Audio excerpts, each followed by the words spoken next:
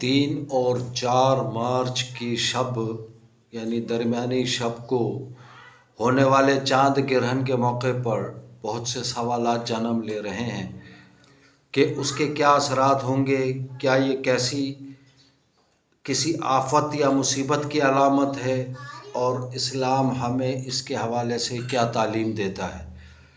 چاند گرہن اللہ تعالیٰ کی قدرت کی نشانیوں میں سے ایک نشانی ہے۔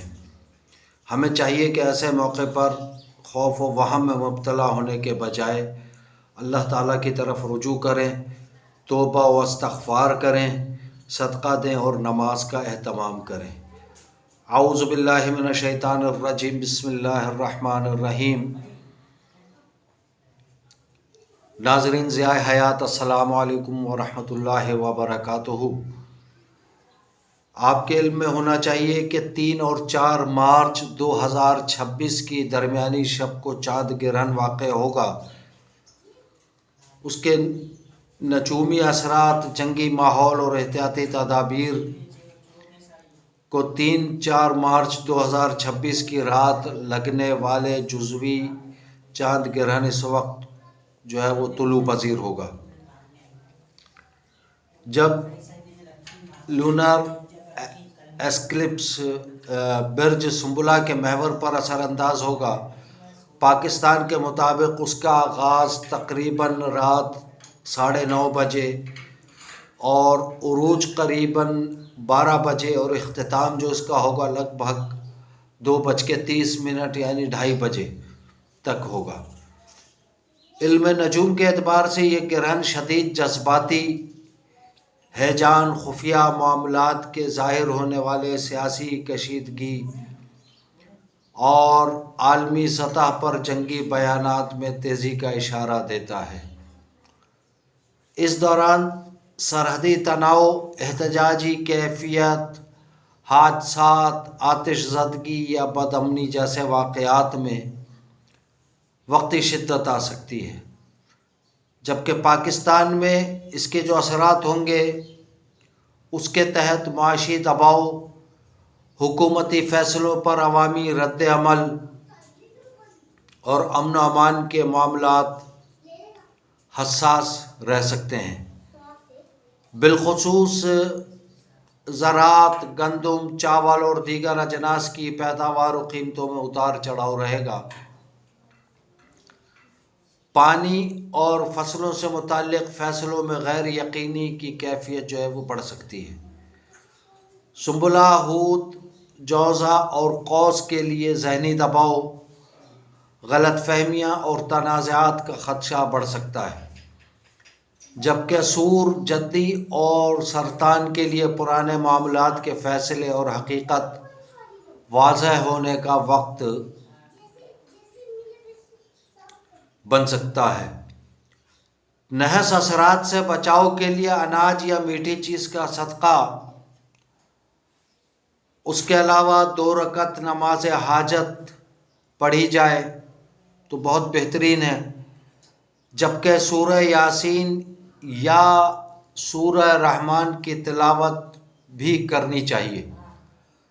علاوہ ازیں 313 مرتبہ درود شریف اور 100 مرتبہ یا سلام و یا حفیظوں کا پڑھنا بہت مفید سمجھا جاتا ہے۔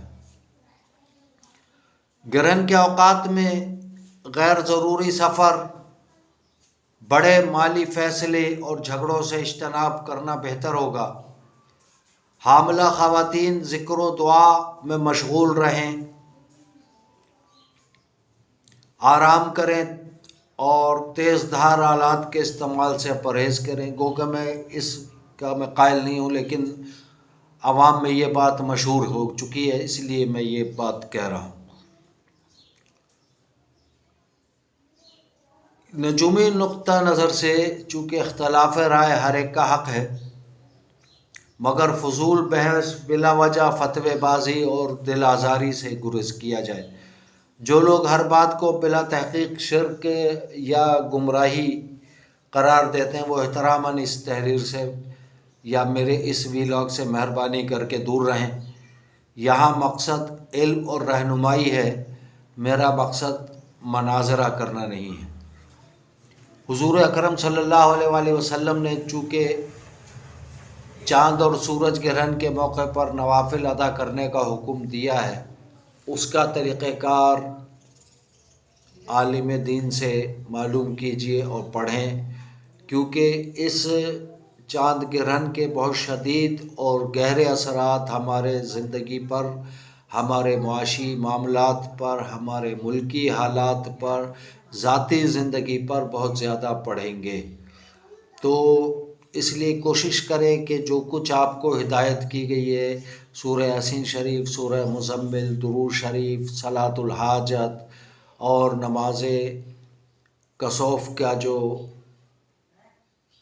نبی کریم کی طرف سے ہدایت کی گئی ہے، وہ ضرور ادا کریں تاکہ ہم ان آفتوں اور مصیبتوں سے بچے رہیں، کیونکہ یہ اللہ تعالیٰ اپنی شان بھی دکھا رہا ہے اور اپنا جلال بھی ظاہر کرتا ہے اس طریقے سے، لہٰذا احتیاط بہت ضروری ہے۔